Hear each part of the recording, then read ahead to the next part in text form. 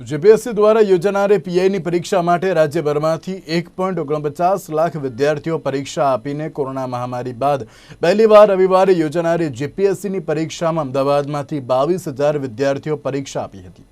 આ માટે તંત્ર દ્વારા પેપર લીક ન થાય તેના માટેની તમામ તૈયારીઓ થઈ ચૂકી હતી, જ્યારે બે ભાગમાં પ્રિલિમ પરીક્ષા લેવામાં આવશે અને સોશિયલ ડિસ્ટન્સ જાળવવા માટે એક ક્લાસમાં માત્ર 24 ઉમેદવારને સ્થાન આપવામાં આવ્યું હતું।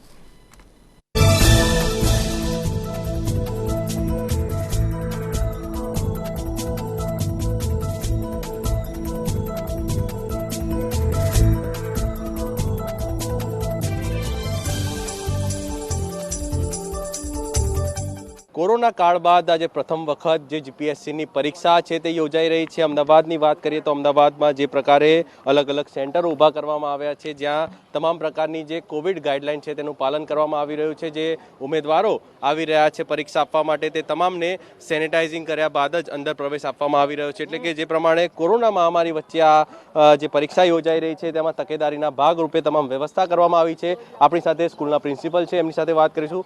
સાહેબ, કયા પ્રકારની તૈયારી છે, કેટલા લોકો આજે પરીક્ષા આપી રહ્યા છે?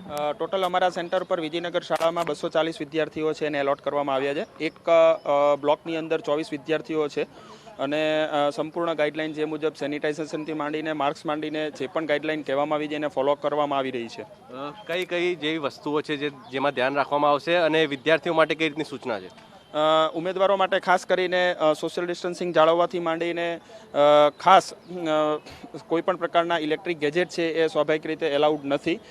એના માટેની શાળા કક્ષાએ સેન્ટર ઉપર પણ વ્યવસ્થાઓ તમામ પ્રકારની રાખવામાં આવી છે। કોઈપણ પ્રકારની ઉમેદવારને તકલીફ ન પડે અને ઉમેદવારો બિલકુલ રિલેક્સ થઈને એક્ઝામ છે આપી શકે એના માટેની સંપૂર્ણ વ્યવસ્થા એ સેન્ટર ઉપર કરવામાં આવેલી છે। તો બિલકુલથી જે પ્રમાણે અમદાવાદમાં કુલ 90 સેન્ટરો ઉપર પરીક્ષા લેવામાં આવી રહી છે, તેમાંથી એક સેન્ટર ઉપર આપણે પ્રિન્સિપલ સાથે પણ વાત કરી, એટલે કે જે વિદ્યાર્થીઓ છે તેમના માટે તમામ પ્રકારની જે સુવિધા છે તે હાલ રાખવામાં આવી છે। જે વિદ્યાર્થી માસ્ક પહેરીને ન આવ્યું હોય તેને પણ જે માસ્ક આપવાની જે વ્યવસ્થા છે તે તંત્ર દ્વારા અત્યારે હાલ કરવામાં આવી રહી છે। કેમેરામેન ચંદ્રકાંત વોરાની સાથે બીરેન જાદવ, અમદાવાદ।